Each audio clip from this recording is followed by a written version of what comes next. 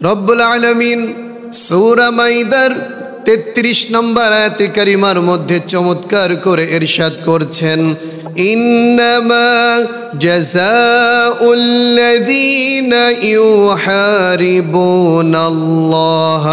ওয়া রাসূলাহু ওয়া ইয়াসআউনা ফিল আরদি ফাসাদা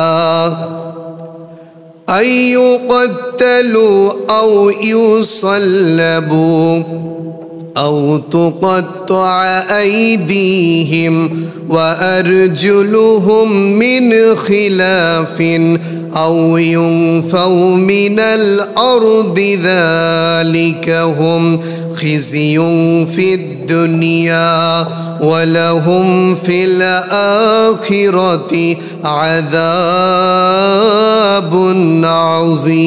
عظيم الله أكبر। আল্লাহ তাআলা চমৎকার করে সূরা মাইদার মধ্যে আমাদেরকে জানিয়ে দিলেন, আল্লাহর জমিনে যদি আল্লাহর আইন যদি কায়েম থাকে, এদেশে যদি আল্লাহর হুকুমকে যদি বাস্তবায়ন করা যায়, তাহলেই কেবলমাত্র এদেশে শান্তি আসা সম্ভব। কারণ আমরা দেখতে পাচ্ছি এখন জুলুম নির্যাতন হচ্ছে, নিরপরাধ মানুষকে পাথর মেরে জাহেলিয়াতের যুগের মতো দুনিয়া থেকে শেষ করে দেওয়া হচ্ছে। ধর্ষণ বেড়ে গিয়েছে, চাঁদাবাজি বেড়ে গিয়েছে, ছিনতাই বেড়ে গিয়েছে। আর এ সকল অপরাধের শাস্তি কি হবে? যদি আল্লাহর কোরআন দিয়ে এই অপরাধের শাস্তিগুলো দেওয়া যায়, তাহলে কেবলমাত্র বাংলার জমিনে শান্তি আসা সম্ভব। এর শাস্তিগুলো কি হবে? আল্লাহ তাআলা সূরা মাইদা 33 নম্বর আয়াতে কারিমার মধ্যে স্পষ্ট বলেছেন, ওয়ায়াসাউনা ফিল আরদি ফাসাদা। এই দুনিয়ার জমিনে, আল্লাহর জমিনে যারা ফাসাদ করবে, যারা ফিতনা করবে, বিশৃঙ্খলা করবে, তাদের শাস্তি কি হবে? 1 নম্বর তাদের শাস্তি আউ ইউকাত্তালু। যদি সেই ফাসাদটা হত্যার মাধ্যমে হয়, যদি সেই ফাসাদটা ধর্ষণের মাধ্যমে হয়, যদি সেই ফাসাদটা চাঁদাবাজির মাধ্যমে হয়, আমার আল্লাহ ডাইরেক্ট বলেছেন এর 1 নম্বর শাস্তি দিতে হবে আউ ইউকাত্তালু, তাদেরকে হত্যা করতে হবে। 2 নম্বর আল্লাহ বললেন আউ ইউসাল্লাবু আউ তুকাত্তা আইদিহিম ওয়া আরজুলুহুম মিন খিলাফ। অথবা তাদেরকে ক্রুশবিদ্ধ করতে হবে, শুলে চড়াতে হবে, এটাও তাদের শাস্তি। অথবা যদি চাঁদাবাজি করে, ছিনতাই করে, ডাকাতি করে, নিরপরাধ মানুষকে অন্যায়ভাবে হত্যা করে, আল্লাহ 3 নম্বর শাস্তির বিধানটা চমৎকার করে বলে দিলেন, আউ তুকাত্তা আইদিহিম ওয়া আরজুলুহুম মিন খিলাফ। বিপরীত দিক থেকে তাদের হাত পা কেটে ফেলতে হবে। ডান হাত বাম পা, বাম হাত ডান পা। আপনারা দেখেছেন ইতিমধ্যেই এদেশে নতুন করে জালেমদের উদ্ভব হয়েছে, যারা এদেশের মানুষকে শান্তিতে থাকতে দিতে চাচ্ছে না।